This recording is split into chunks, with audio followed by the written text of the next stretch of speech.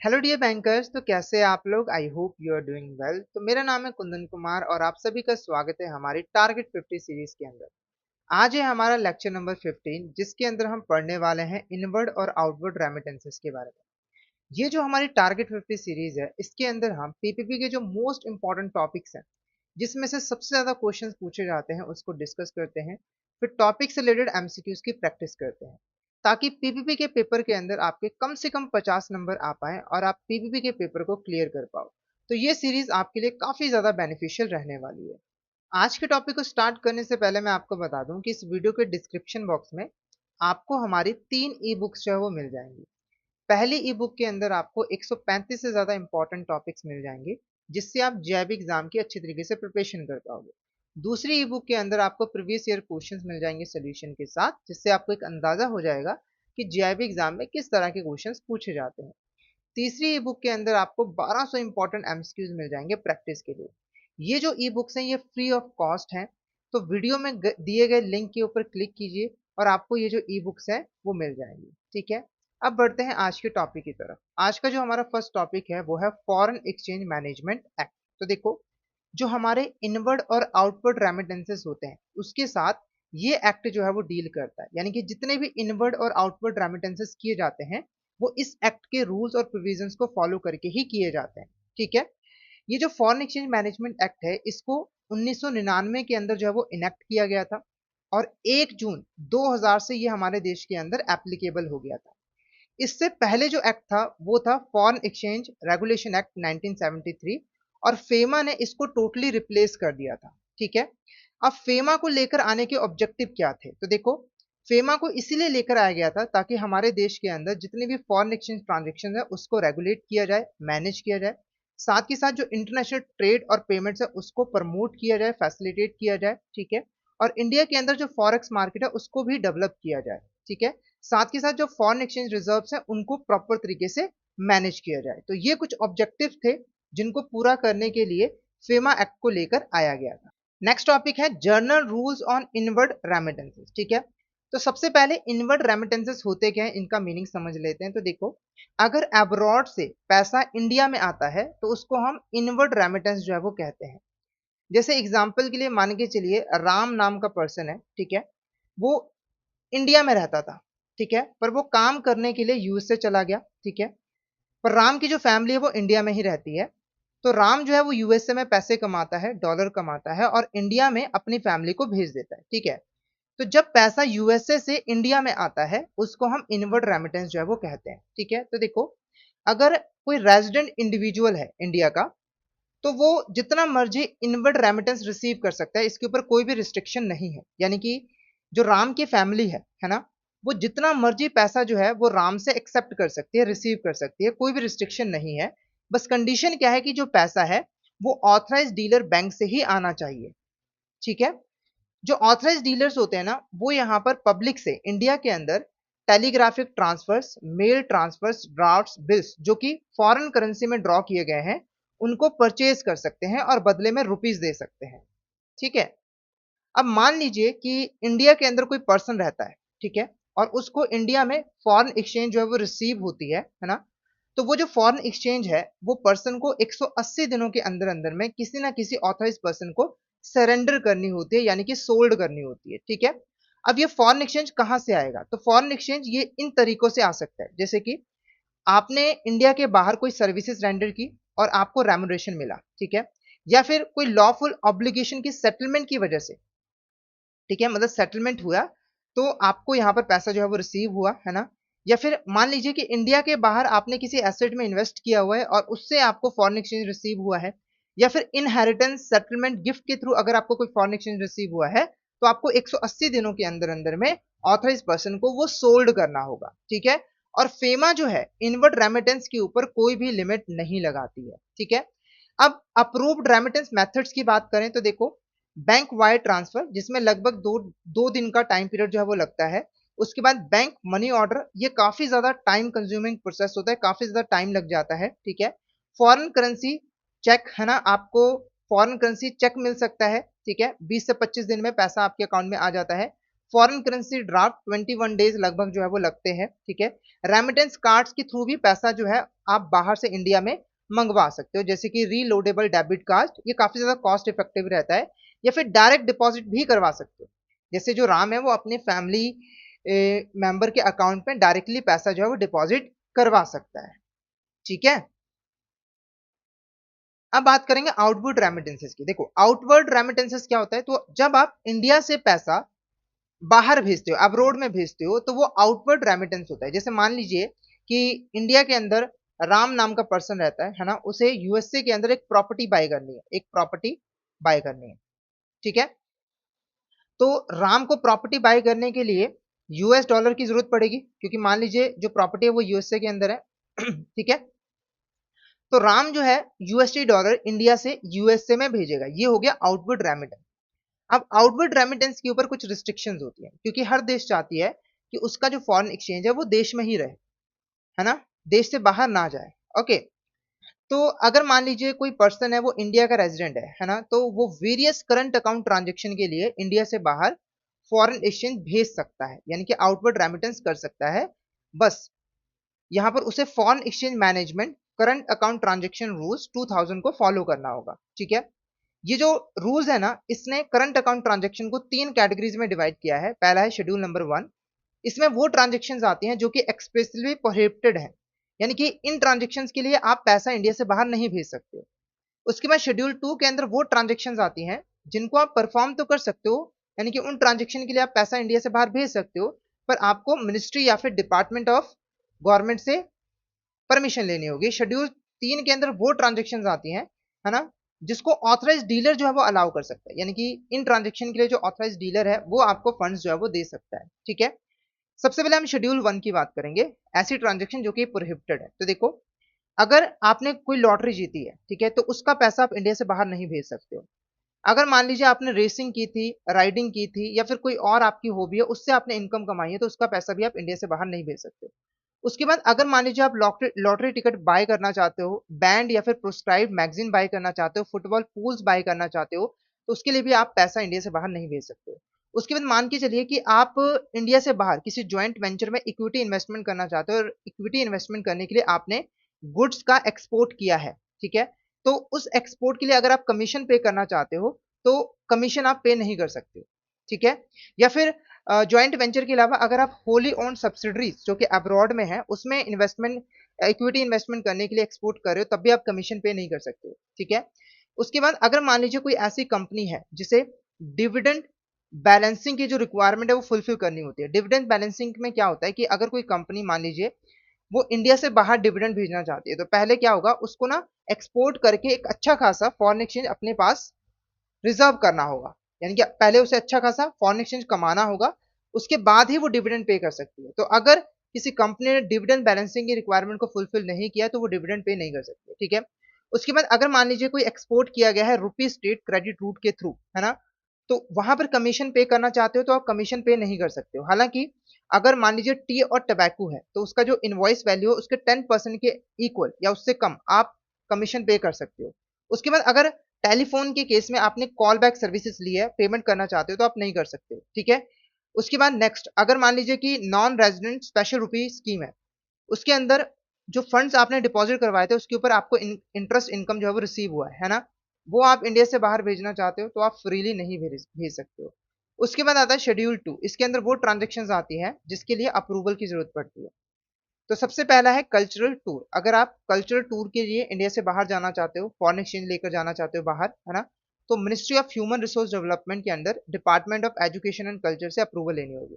उसके बाद अगर मान लीजिए कि फॉरेन प्रिंट मीडिया में आप कोई एडवर्टाइजमेंट करना चाहते हो, ठीक है, और ये जो एडवर्टाइजमेंट है ये टूरिज्म की प्रमोशन के लिए नहीं है ना, या फिर कोई फॉरेन इन्वेस्टमेंट है या फिर इंटरनेशनल बिडिंग की जा रही है जिसकी अमाउंट 10,000 यूएसडी डॉलर से एक्सीड कर रही है, ठीक है, बाय द स्टेट गवर्नमेंट और पब्लिक सेक्टर अंडरटेकिंग, है ना, तो वहां पर ministry of finance, department of economic affair से परमिशन लेनी जो है वो जरूरी है, ठीक है। उसके बाद अगर मान लीजिए कोई फ्रेट ऑफ वेसल है, मतलब आपने कोई वेसल किराए पे लिया था, उसका आप फ्रेट यहाँ पर पे कर रहे हो, फ्रेट पे करने के लिए रेमिटेंस करना चाहते हो फंड्स, है ना, तो मिनिस्ट्री ऑफ सरफेस ट्रांसपोर्ट से आपको अप्रूवल लेना होगा। उसके बाद अगर मान के चलिए कि आपने इंपोर्ट किया था ओशन ट्रांसपोर्ट के थ्रू, ठीक है, और जो इंपोर्ट है ना, बाय द गवर्नमेंट डिपार्टमेंट या पब्लिक सेक्टर अंडरटेकिंग के द्वारा किया गया है ना, तो पेमेंट अगर करनी है तो भाई ministry of surface and transport से अप्रूवल लेनी होगी। उसके बाद अगर मल्टी मॉडल ट्रांसपोर्ट ऑपरेटर्स हैं, है ना, जो अपने एजेंट्स को अब्रोड में पैसा भेजना चाहते हैं, तो यहाँ पर डायरेक्टरेट जनरल ऑफ शिपिंग से सर्टिफिकेट लेना होगा, रजिस्ट्रेशन। उसके बाद अगर मान लीजिए कि आपने ट्रांसपोंडर हायर किए थे टीवी चैनल्स के लिए, इंटरनेट सर्विस प्रोवाइडर के लिए, और हायरिंग चार्जेस आप पे करना चाहते हो, तो मिनिस्ट्री ऑफ इंफॉर्मेशन ब्रॉडकास्टिंग और ministry of communication and information technology से अप्रूवल लेना होगा, है ना। उसके बाद अगर मान लीजिए कि आपने कोई कंटेनर, है ना, डिटेन किया था, मतलब आप कंटेनर डिटेंशन चार्जेस पे करना चाहते हो, और जो रेट है वो डायरेक्टर जनरल ऑफ शिपिंग के प्रिस्क्राइब रेट से एक्सीड कर जाता है, तो मिनिस्ट्री ऑफ सरफेस ट्रांसपोर्ट से अप्रूवल लेना होगा, ठीक है। उसके बाद अगर मान लीजिए कि कोई प्राइज मनी है या फिर स्पोर्ट्स एक्टिविटी की स्पॉन्सरशिप है ना, और उसको आप इंडिया से बाहर भेजना चाहते हो, ठीक है, और ये जो रेमिटेंस है ये international, national, state level sport bodies के द्वारा नहीं किया जा रहा है, और जो अमाउंट है ना, वो 1 लाख यूएसडी डॉलर से एक्सीड कर जाता है, तो ministry of human resource development के under department of youth affairs and support से अप्रूवल लेना होगा। उसके बाद अगर आप किसी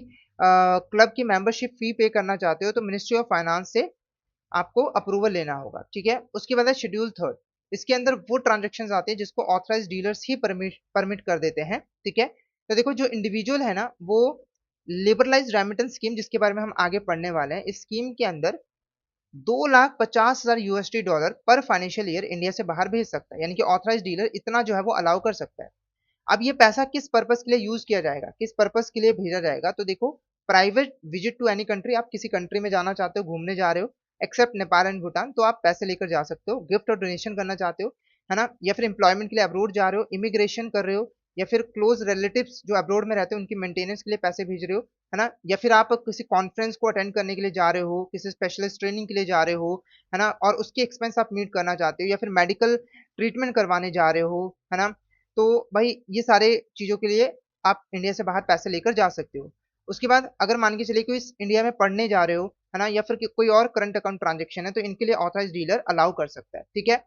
पर अगर मान के चलिए कि जो इंडिविजुअल है ना, वो मेडिकल ट्रीटमेंट के लिए इंडिया से बाहर गया है और उसको 2,50,000 यूएसडी डॉलर से ज्यादा पैसों की जरूरत है, ठीक है, या फिर जो कंट्री ऑफ इमिग्रेशन है वो कहती है कि 2,50,000 यूएसडी डॉलर से ज्यादा पैसा भेजना चाहिए, है ना, या फिर जो आपकी यूनिवर्सिटी है वो ज्यादा फीस यहाँ जो है वो मांग रही है, तो आरबीआई की अप्रूवल लेकर, है ना, आप ज्यादा पैसा भी भेज सकते हो, ठीक है, आप ज्यादा पैसा भी भेज सकते हो, ठीक है। उसके बाद जो नेक्स्ट टॉपिक है हमारा वो है लिबरलाइज रेमिटेंस स्कीम। तो देखो, आरबीआई ने इस स्कीम के अंदर जो आउटवर्ड रेमिटेंस के ऊपर रिस्ट्रिक्शन थी उसको थोड़ा सा ईज कर दिया है, इजी कर दिया है, यानी कि रूल्स को थोड़ा सा सिंप्लीफाई कर दिया है, ठीक है। अब इस स्कीम के अंदर जितने भी रेजिडेंट इंडिविजुअल्स हैं इंक्लूडिंग माइनर्स, वो एक फाइनेंशियल ईयर के अंदर 2,50,000 यूएसडी डॉलर इंडिया से बाहर भेज सकते हैं किसी भी परमिजिबल करंट या फिर कैपिटल अकाउंट ट्रांजेक्शन के लिए, ठीक है। अगर रेमिटर माइनर है तो उस केस में जो एलआरएस डेक्लेरेशन फॉर्म है उसके ऊपर माइनर के जो नेचुरल गार्डियन है उसके भी साइन होंगे। ये जो लिबरलाइज रेमिटेंस स्कीम है ये corporate partnership forms, HUF trust के लिए अवेलेबल नहीं है। अगर इस स्कीम के थ्रू आप पैसा भेजना चाहते हो इंडिया से बाहर, तो पैन कार्ड जो है वो मैंडेटरी है, ठीक है। और सोल प्रोप्राइटरशिप बिजनेस जो है वो एक इंडिविजुअल के जैसा ही होता है, क्योंकि लॉ की नजर में सोल प्रोप्राइटरशिप बिजनेस और उसके ऑनर के बीच में कोई भी लीगल डिस्ट्रीब्यूशन नहीं होता है, और इसको एक ही इंडिविजुअल रन करता है। तो जो सोल प्रोप्राइटरशिप बिजनेस है उसका जो ऑनर है वो एज ए इंडिविजुअल इस स्कीम का बेनिफिट ले सकता है और बिजनेस के ब्याह पर 2,50,000 यूएसडी डॉलर इंडिया से बाहर भेज सकता है, ठीक है। पर एक बात का ध्यान रखना है कि एज अ इंडिविजुअल वो भेजेगा, है ना, एक बार उसने 2,50,000 यूएसडी डॉलर भेज दिया बिजनेस के लिए तो वो किसी पर्सनल काम के लिए पैसा नहीं भेज पाएगा, ठीक है। अगर एप्लीकेंट जो है वो किसी कैपिटल अकाउंट ट्रांजेक्शन के लिए फंड्स इंडिया से बाहर भेजना चाहता है, तो कम से कम जो बैंक अकाउंट है जिसके थ्रू वो पैसा बाहर भेजेगा वो 1 साल पुराना जो है वो होना चाहिए, 1 साल पुराना जो है वो होना चाहिए, ठीक है। उसके बाद देखो, रेमिटेंस की फ्रीक्वेंसी के ऊपर कोई रिस्ट्रिक्शन नहीं है, आप जितनी मर्जी चाहे बार पैसा भेज सकते हो, जैसे 10 बार भेज सकते हो, 12 बार भेज सकते हो, पर टोटल अमाउंट 2,50,000 यूएसडी डॉलर से एक्सीड नहीं करना चाहिए, ठीक है। उसके बाद अगर मान लीजिए कोई फैमिली मेंबर्स है, जैसे मान लीजिए रमन और उसकी वाइफ सीता है ना, दोनों यूएसए के अंदर एक हाउस प्रॉपर्टी खरीदना चाहते हैं जिसकी प्राइस है 5 लाख रुपए, 5 लाख यूएसडी डॉलर। तो ये दोनों अपनी अपनी लिमिट को जो 2.5 लाख यूएसडी डॉलर की है ना, उसको कंबाइन करेंगे और टोटल 5 लाख रुपए, 5 लाख यूएसडी डॉलर इंडिया से बाहर भेज देंगे। ठीक है, पर ध्यान रखना है कि जो इंडिविजुअल लिमिट है वो 2,50,000 यूएसडी डॉलर होनी चाहिए, उससे एक्सीड नहीं होनी चाहिए। ठीक है, तो यहाँ पर आज का जो हमारा टॉपिक था वो यहाँ पर कंप्लीट होता है। आई होप आज का टॉपिक आपको अच्छे तरीके से क्लियर हो गया होगा। अब हम एक समरी जो है वो प्रिपेयर कर लेते हैं। ठीक है, तो सबसे पहले हमने फॉरेन एक्सचेंज मैनेजमेंट एक्ट के बारे में पढ़ा, यानी कि फेमा के बारे में पढ़ा। तो ये 1999 के अंदर आया था और 1 जून 2000 से एप्लीकेबल हो गया था। ये फॉरेक्स ट्रांजेक्शन्स को रेगुलेट करती थी और जो फॉरेक्स मार्केट है उसको डेवलप भी करती थी। इसने फॉरेन एक्सचेंज रेगुलेशन एक्ट 1973 को रिप्लेस कर दिया और ये एक्ट अभी भी काम कर रहा है। ठीक है, इसको कौन एडमिनिस्टर करता है? Reserve Bank of India. Okay, inward remittance की बात करें तो देखो, जो रेजिडेंट इंडिविजुअल्स हैं वो जितना मर्जी इनवर्ट रेमिटेंस रिसीव कर सकते हैं ऑथराइज बैंक्स के द्वारा। अगर इंडिया के रेजिडेंट को कोई भी फॉरेक्स रिसिप्ट होती है तो 180 दिनों के अंदर अंदर में उसे ऑथराइज डीलर को सोल्ड करना होगा। मेथड्स की बात करें जो इनवर्ट रेमिटेंस के लिए यूज किया जाता है, bank transfer, money order, cheque, draft और remittance card. Current account transaction के ऊपर जो आपका करंट अकाउंट ट्रांजेक्शन रूल 2000 है वो एप्लीकेबल है। इसके अकॉर्डिंग करंट अकाउंट ट्रांजेक्शन को 3 कैटेगरीज में डिवाइड किया जा सकता है। शेड्यूल 1 प्रोहिबिटेड है ना, schedule 2 with prior approval, schedule 3 permitted by authorise dealer within limits. उसके बाद लिबरलाइज रेमिटेंस स्कीम, तो एक इंडिविजुअल जो है, जो इंडिया का रेजिडेंट है, वो 2,50,000 यूएसडी डॉलर पर फाइनेंशियल ईयर परमिजिबल पर्पज के लिए इंडिया से बाहर भेज सकता है। ठीक है, अब इससे रिलेटेड जो क्वेश्चन है वो हम डिस्कस कर लेते हैं। तो मिस्टर राजेश नाम का एक पर्सन है, वो इंडिया का रेजिडेंट है, वो एक सॉफ्टवेयर इंजीनियर है। उसने एक शॉर्ट टर्म फ्रीलांस प्रोजेक्ट जो है वो कंप्लीट किया है यूएसए बेस्ड टेक्नोलॉजी फॉर्म के लिए और उसे 5,000 यूएसडी डॉलर रेमुनरेशन रिसीव हुआ है, हाँ, फॉरेन करेंसी अकाउंट में। साथ के साथ राजेश का एक अंकल है जो कि लंदन में रहता है और राजेश के अंकल ने उसको 3,000 USD dollar as a gift दिया है वेडिंग के लिए। ठीक है, और ये गिफ्ट जो है फॉरेन करेंसी नोट्स में राजेश को रिसीव हुआ है ना। तो आपको बताना है कि जो फॉरेन एक्सचेंज मैनेजमेंट एक्ट 1999 है उसके according maximum statutory time frame क्या है जिसके अंदर मिस्टर राजेश को ये जो फॉरेन एक्सचेंज अर्निंग्स है वो ऑथराइज पर्सन और डीलर को सरेंडर करनी होगी, सोल्ड करनी होगी। तो इसके बारे में अभी हमने पढ़ा था, with in 30 days of receipt, with in 90 days of receipt, with in 180 days of receipt या फिर with in 60 days of receipt. जल्दी से इस क्वेश्चन का आंसर बताइए, इस क्वेश्चन का करेक्ट आंसर आपको क्या लग रहा है? क्या होगा इस क्वेश्चन का करेक्ट आंसर? जल्दी से बता दीजिए, इस क्वेश्चन का करेक्ट आंसर आपको क्या लग रहा है? क्या होगा इस क्वेश्चन का करेक्ट आंसर? तो इस क्वेश्चन का जो करेक्ट आंसर है वो है ऑप्शन सी। जैसे ही आपको फॉरेन एक्सचेंज रिसीव हुआ उसके 180 दिन के अंदर अंदर में आपको सरेंडर करना होगा या सोल्ड करना होगा। नेक्स्ट क्वेश्चन की बात करते हैं, which of the following statement is not correct regarding the liberalise remittance scheme? कौन सी स्टेटमेंट लिबराइज रेमिटेंस स्कीम के रिगार्डिंग करेक्ट नहीं है? पहला देखो, जितने भी रेजिडेंट इंडिविजुअल्स हैं इंक्लूडिंग माइनर, वो परमिटेड है कि वो यहाँ पर 2,50,000 यूएसडी डॉलर पर फाइनेंशियल ईयर इंडिया से बाहर भेज सकते हैं परमिजिबल करंट अकाउंट और कैपिटल अकाउंट ट्रांजेक्शन के लिए। तो ये बिल्कुल करेक्ट है। अगर रेमिटर एक माइनर है ना, तो वहां पर जो एलआरएस डिक्लेरेशन फॉर्म है इसको माइनर के जो नेचुरल गार्डियन है वो भी साइन करेंगे। तो ये भी स्टेटमेंट बिल्कुल करेक्ट है। Liberalised scheme facilities freely available to all resident individuals, corporate bodies, partnership firm, HUF trust, ये गलत है। क्योंकि देखो, ये जो लिबरलाइज्ड रेमिटेंस स्कीम है ये corporate bodies, partnership firm, HUF trust के लिए अवेलेबल नहीं है। ठीक है, उसके बाद अगर मान लीजिए कोई भी आउटवर्ड रेमिटेंस आप एग्जीक्यूट करना चाहते हो under the liberalised remittance scheme, तो आपको परमानेंट अकाउंट नंबर की जरूरत पड़ेगी, ये मैंडेटरी है, इसके बिना आपको इस स्कीम का बेनिफिट नहीं मिलेगा। तो ये भी स्टेटमेंट बिल्कुल करेक्ट है। तो ऑप्शन सी आपका करेक्ट आंसर रहेगा। ये स्टेटमेंट जो है लिबरलाइज्ड रेमिटेंस स्कीम के रिगार्डिंग करेक्ट नहीं है। उसके बाद देखो, मैच द कॉलम क्वेश्चन है, तो यहाँ पर अप्रूव्ड रेमिटेंस मेथड है, उसके फीचर्स दिए हुए हैं, आपको करेक्ट मैच करना है। तो बैंक वायर ट्रांसफर, तो नॉर्मली 2 दिन का टाइम पीरियड जो है वो लगता है प्रोसेसिंग कंप्लीशन होने में, तो 3 के साथ मैच कर दूंगा।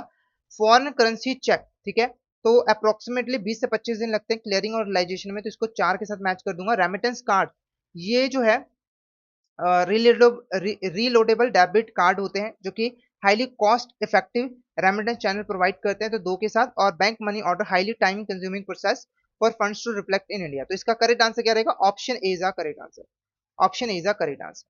ठीक है, तो यहाँ पर जो हमारा टॉपिक है वो यहाँ पर कंप्लीट होता है। आई होप आज का टॉपिक आपको अच्छे तरीके से क्लियर जो है वो हो गया होगा। ठीक है, अब अगर आप जैव एग्जाम की प्रिपरेशन अच्छे तरीके से करना चाहते हो तो आप हमारे कोर्स में जो है वो एनरोल कर लीजिए। ठीक है, हमारे कोर्स में एनरोल करने के लिए आपको हमारी वेबसाइट के ऊपर आना होगा, वहाँ पर जेआईबी कोर्सेज के ऊपर क्लिक करना होगा। जैसे ही आप क्लिक करोगे आपको सारे के सारे जेआईबी कोर्सेज यहाँ पर दिखने लग जाएंगे। जैसे कि अभी जो हमारा करंट कोर्स चल रहा है ना, लाइव क्रैश कोर्स बैच 2, इसमें आप एनरोल कर सकते हो। इसमें आपको 60 लाइव क्लासेस के अंदर चारों पेपर्स की प्रिपरेशन जो है वो करवाई जाती है। लाइव क्लासेस के साथ साथ आपको concept notes, soul previous year question, chapter wise mock test and full length mock test भी मिल जाते हैं। तो अगर आप लाइव क्लासेस के थ्रू प्रिपरेशन करना चाहते हो तो ये कोर्स आपके लिए बेस्ट कोर्स रहेगा। अगर आप प्रैक्टिस करना चाहते हो तो आप हमारे टेस्ट सीरीज में एनरोल कर सकते हो, जहां पर solve previous year question, full length mock test, chapter wise mock test जो है वो मिल जाते हैं। अगर आप डिटेल्ड में प्रिपरेशन करना चाहते हो, ठीक है, तो आप हमारे जेआईबी कंप्लीट मास्टर कोर्स में एनरोल कर सकते हो, जहां पर आपको चारों पेपर्स की concept classes, live classes, concept notes, soul previous year questions, chapter wise mock test and full length mock test जो है वो मिल जाते हैं। ठीक है, अगर आप किसी इंडिविजुअल सब्जेक्ट की प्रिपरेशन करना चाहते हो, जैसे कि आईएफएस, पीपीपी, तो हमारे पास इंडिविजुअल मास्टर कोर्स भी अवेलेबल है। आईएफएस के मास्टर कोर्स में आपको आईएफएस की concept classes, live classes, concept notes, soul previous year question, chapter wise mock test and full length mock test मिल जाते हैं। ऐसे आपको पीपीपी का मास्टर कोर्स मिल जाएगा, एएफएम का मिल जाएगा और आरबीडब्ल्यूएम का भी मिल जाएगा। ठीक है, अगर आप ये देखना चाहते हो कि मास्टर कोर्स का कंटेंट क्या है, किस लेवल का है, हम कैसा पढ़ाते हैं, तो आप हमारे 2 डे डेमो मास्टर कोर्स में एनरोल कर सकते हो, है ना, जहां पर आपको चारों पेपर्स के concept classes, concept notes, solve previous year question, chapter wise mock test and full length mock test जो है वो मिल जाते हैं। ठीक है, तो हमारे कोर्स जो है वो आपके लिए बेस्ट कोर्स रहेंगे, तो जल्दी से हमारे कोर्स में जो है वो एनरोल कर लीजिए। ठीक है, तो आज का जो टॉपिक है वो हमारा यहीं पे कंप्लीट होता है। आई होप आज का टॉपिक आपको अच्छे तरीके से क्लियर हो गया होगा। अगर आपको कोई भी डाउट रह जाता है तो आप कमेंट बॉक्स में मैसेज करके जो है पूछ सकते हो, और अगर आपको कोई फीडबैक प्रोवाइड करना है तो आप फीडबैक प्रोवाइड कर सकते हो कमेंट बॉक्स में मैसेज करके। अगर आप हमसे कांटेक्ट करना चाहते हो तो ये हमारा व्हाट्सअप नंबर है, इसके ऊपर आप हमसे कांटेक्ट कर सकते हो, और ये हमारी ईमेल आईडी है, इसके ऊपर आप हमसे कांटेक्ट कर सकते हो। ठीक है, तो आज के लिए इतना ही, मिलते हैं नेक्स्ट क्लास में। Thank you so much everyone.